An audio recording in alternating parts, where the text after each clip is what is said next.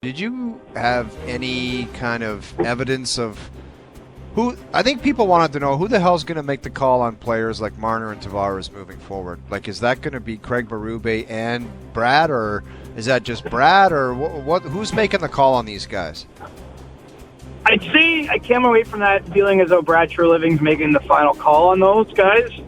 What I guess has to be worked out a little bit here is, this was new, the idea that Craig Berube is kind of in the inner circle now. I mean, he's having dinner last night with Pelly, and, there's not that many coaches league-wide that I can think of that have sort of a direct aligned ownership. I mean, obviously coaches around the league know their owners, probably say hi to them in the hallway, see them at certain events.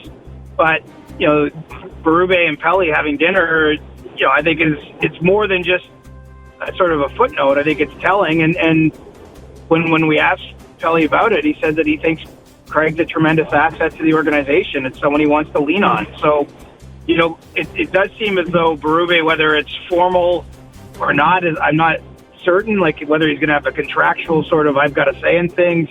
It does appear certainly that his opinion is now a little bit more in the sphere of decision making, but it wasn't exactly worked through today how that all is going to work. And look, we'll hear from Brad Treliving at some point next week, early next week, I think, and maybe some more of this will be clarified because he'll meet with Pelly for his own dinner here over the weekend. And again, I just think everything is still kind of being figured out at the top levels, but at the end of the day, Keith Pelly made it clear he's not in charge of hockey decisions. He doesn't want to get involved in trades or free agent decisions. So, I mean, that's all on Treliving's plate now, and obviously the people that work with him.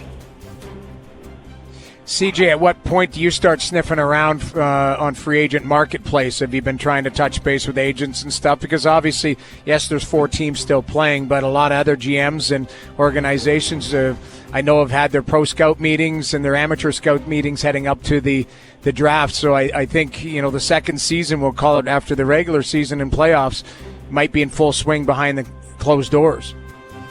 Yeah, we haven't quite got their noodles in the last few days, though. I've been nibbling at that market, and really where that goes into overdrive, pun intended, is early June. There's that draft combine. There's the draft combine in Buffalo where you have all the agents present. Obviously, all the teams are there. The official business being done is talking to the prospects and getting ready for the draft. But I think that's where the seeds tend to get laid for figuring out the free agency board and what's going to be available, and that's probably where the T word happens the most, tampering.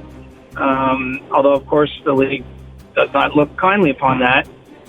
So I don't have a full sense yet exactly kind of who's going where and how the chips are going to fall, but certainly within the next 2 weeks here, I think it starts to take on a little bit more clarity, and you get a feeling of who the players in the marketplace are, who might still yet sign. I mean, for example, it won't surprise you guys. I know you've been talking about it. We expect Tavares will sign an extension in Toronto. Well, I would think that'll be done 2 weeks from now if it's going to happen. So, there's still a few parts, I guess, that are moving in various places. But when you get down to this few teams still playing, the business of the off season is going to start to kick into full force here come early June. So to follow on Tavares, do you feel like that deal has been done for weeks and months, and basically what just happened in the playoffs is effectively irrelevant?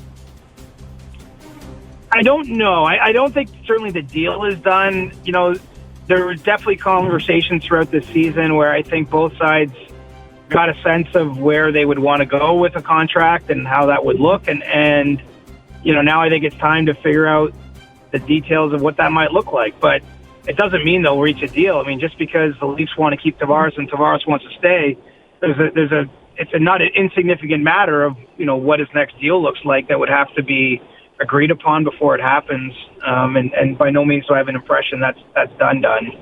So I suppose there's still a universe where it doesn't, wind up the way that Tavares is hoping it does. And maybe there's an opportunity there for the Leafs to, try to, I don't want to say take advantage of, because that's probably the wrong phrasing, but use the fact that he's so eager to stay to help out what they need here. Because let's face it, you have Austin Matthews signed next year. We're talking about the certainties. the Leafs probably need to acquire 2 centers to play behind him for next year.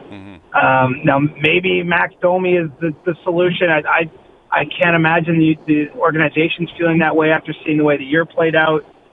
Scott Lawton's under contract next year, but he didn't really use him in the role that we thought they might when they traded for him at the deadline. So you got to fill 2 center positions. There's not a lot in free agency. I think keeping Tavares makes a lot of sense, especially if the number's right. And so, it doesn't sound as though the talks have got going there yet, but once they do, we'll find out pretty quickly if the numbers can line up to make that happen.